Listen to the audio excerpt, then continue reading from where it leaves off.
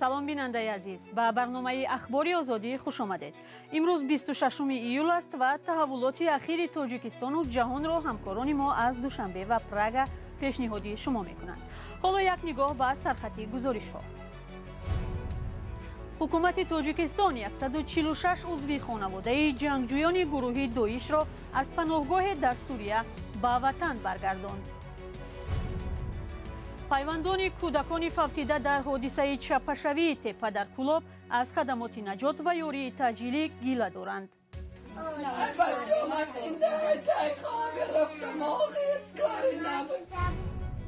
ва муҳоҷирати тоҷикон ба хориҷ 2 баробар афзоиш ёфта ба 340 000 нафар баробар шудааст. мақомот мегӯянд бозгашти муҳоҷирон низ бештар шуд. تعدادی زیاده از 240 000 نفر مهاجران مهنتی به وطن بازگشتند.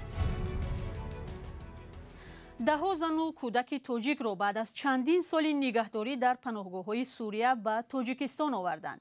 هواپیما با 146 زن و کودک شب 25 ایول به دوشنبه رسید. این اولین گروه زنان و کودکان است که از پناهگاه الحال سوریه اختیاراً به تاجیکستان برمیگردند. به گفته مقامات در این پناهگاه 10 نفر دیگری هم هست که به وطن برگشتن نمیخواهند. گزارش نگاره فضل‌الدین در این باره است.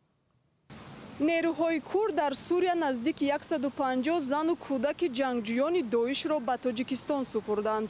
آنها در پناهگاه الحال سوریه نگهداری می‌شدند که زیر نظارت مخالفان حکومت بشار اسد قرار دارند.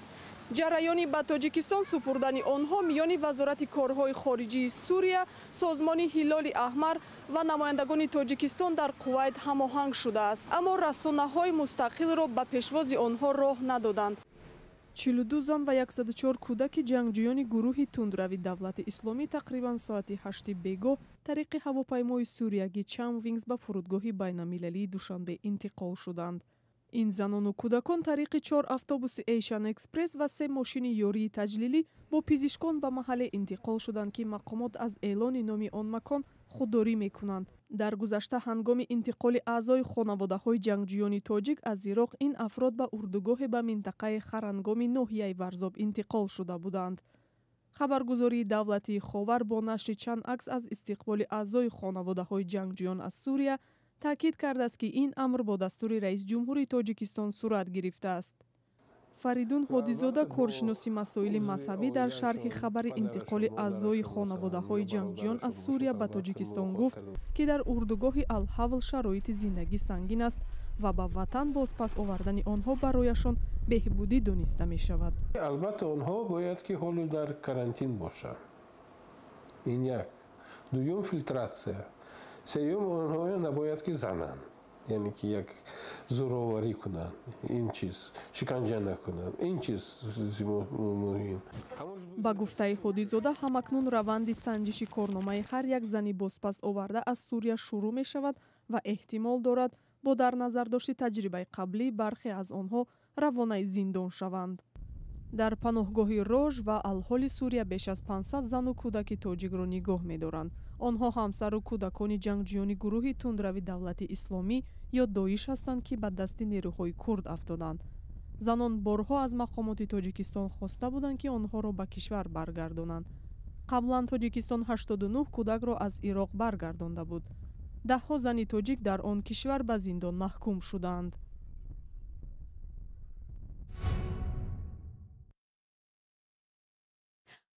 5 نفر از جمله 4 کودک ساکنان یک دهه را در کولاب ماتم زده کرد. آنها 2 روز پیش هنگام ساختن خانه برای خرگوش زیر خاک ماندند. با کمک باشندگان دهه جسدها از زیر خاک بیرون کرده شدند. نزدیکان فوتیده ها گله دارند که خدمات نجات و یاری تعجیلی سری وقت به جای حادثه حاضر نشدند. محمود رحمتزاده به محل حادثه رفت و با خانواده های غمزده صحبت کرد. دهه سنگپر در کنار شهر کولاب ماتم دارد. روز 24 ایول بر اثر چپه شدن تپه خاک 5 نفر فوتید. این حادثه در خاندان حق نظر عبداللهی 45 ساله رخ داد. حق نظر همان روز برای خرگوشانش خانه می ساخت. 4 کودک همراه حق نظر بودند. برکت الله شریفی 12 ساله، یعقوب سنگوفی 10 ساله، یاسین جان سنگوفی 9 ساله و فیض الله سنگوفی 6 ساله. آنها نزد حق نظر برای تماشا آمده بودند. ناگهان این تپه بالای حق نظر و 4 کودک فرو می رود. ساعت‌های 18:30 روز 24 ایول همین تپه‌ای که در پشت ما قرار دارد در بالای 5 نفر چپه شده در تگ این خاک 5 نفر به هلاکت می رسد. از این 5 نفر 4 نفرش کودک بوده، یک تای آن کلانسال است.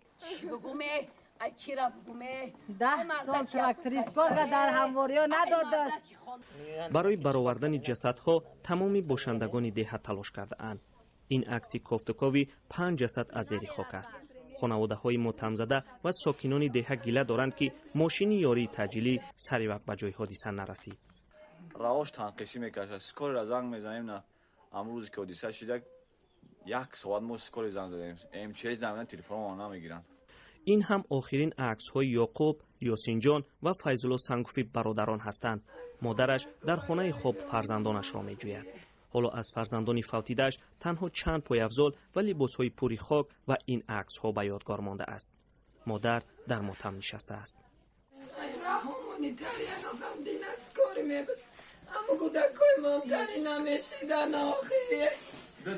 ای بچه‌ام آخیه ای بچه‌ام از این تای خواه گرفتم آخیه اسکاری نبود ای مردن آخی بابا نسر بردم شون آخیه ای بچه کاما بردم تای خواه کردم امروز آخیه. دهه سنگپر در جماعت زیرکی شهر کلاب جایگیر است. از سال 2015 بنیاد شده حالا حدودی 300 خانواده به سر میبرد. حق نظر عبداللهیف همراه خانواده‌اش در خانه نوبنیادش یک زندگی فقیرانه داشته است. بعدی پیدا شدن جسدها آنها را روز 25 ایول در آرامگاه‌های کلاب دفن کردند. محمود جان رحمتزاده، آزادی، دهه سنگپر. شما برنامه اخباری آزادی رو تماشا دارید. بنا به آمار وزارت کارهای داخلی روسیه در نیم سال اخیر بیش از 70,000 زاده تاجیکستان صاحب شهروندی روسیه شدند. به حساب دیگر هر روز بیش از 400 نفر شناسنامه روسیه را می گرفته است.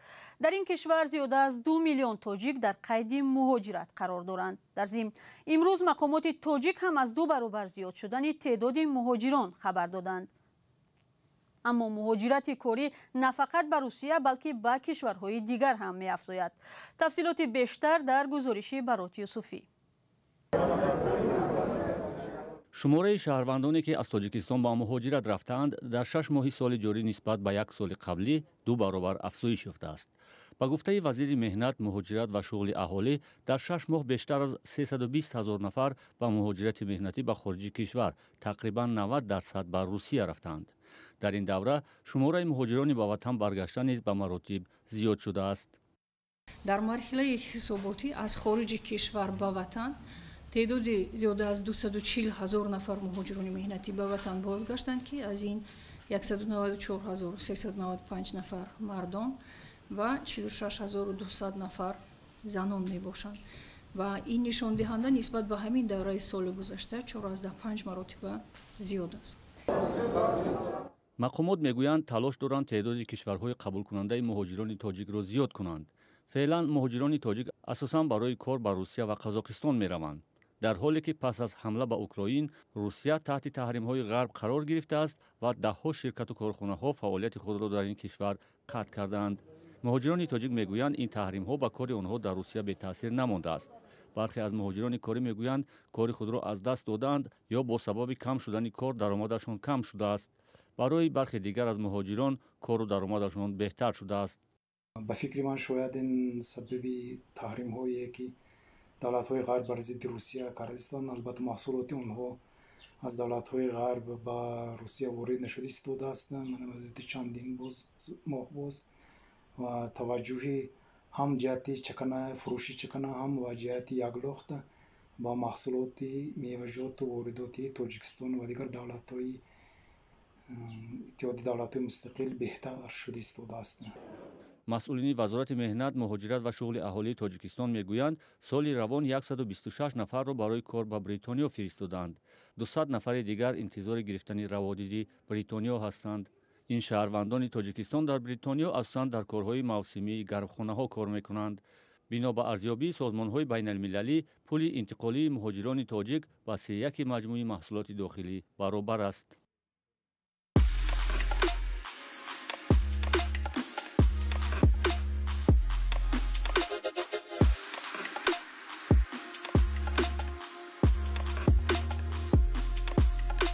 همه چیزی که میخواهند و میخواهید در اینجا هست.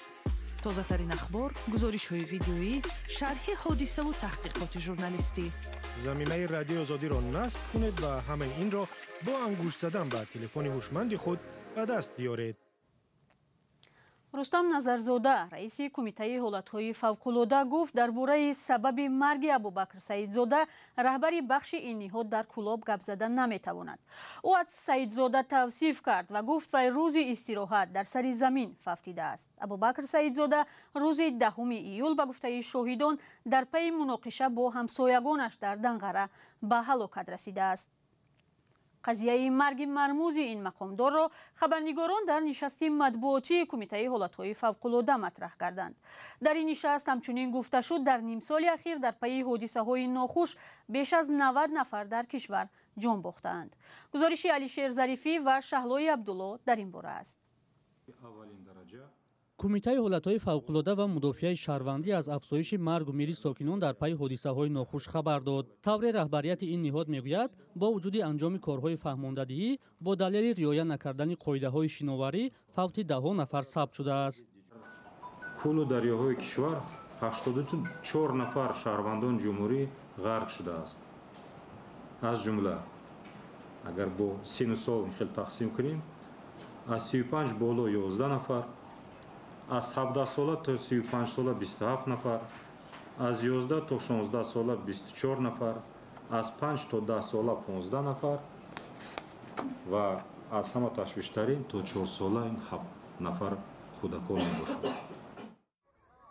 фавти сокинон аз сабаби риоя накардани қоидаҳои шиноварӣ дар ҳоле садо медиҳад ки сокинон борҳо таъкид намуданд ки ҷойҳои муносиби ройгон барои оббозӣ ё тамрини шиноварӣ надоранд. дар чанд соли ахир мақомот аз бунёди маконҳои оббозӣ ё шиноварии сокинон пайваста хабар медиҳанд, вале бо таваҷҷӯҳ ба он ки арзиши хидматрасонии чунин ҷойҳо барои мардум дастрас нест, гоҳе сокинон рӯ ба маконҳои хатарнок меоранд. ба иттилои раиси кумита, имсол бар асари сар задани офатҳои табиӣ аз қабили омадани селу тарма, раъду барқ ва резиши санг 8 нафар ба ҳалокат расидааст. дар нишасти хабарии кумитаи ҳолатҳои фавқулода вуҷуди мавзеъҳои хавфноки ба ҳаёти сокинон хатар дорад ба баҳс гирифта шуд. тибқи иттилои ин ниҳод дар тоҷикистон беш аз 390 000 нафар дар ҳудуди мавзеъҳои хавфнок ба сар мебаранд. муайян карда шуд ки дар ҳудуди ҷумҳурӣ 1209 мавзеъҳои хавфнок бо шумораи 72 629 хоҷагӣ ва 391 304 нафар аҳолӣ дар минтақаи хавфнок мавҷуд аст ки қисми бештари онҳо мавзеъҳои аз ҷиҳати селу обхезӣ хатарнок мебошанд. бино ба иттилои расмӣ, офатҳои табиӣ ба иқтисодиёти кишвар бештар аз 15 миллион сомонӣ зарар расонидааст. тоҷикистон яке аз кишварҳои осебпазир дар баробари фалокатҳои табиӣ ба мисли тармаву лағжиши хок ва селу обхезӣ ба шумор меравад.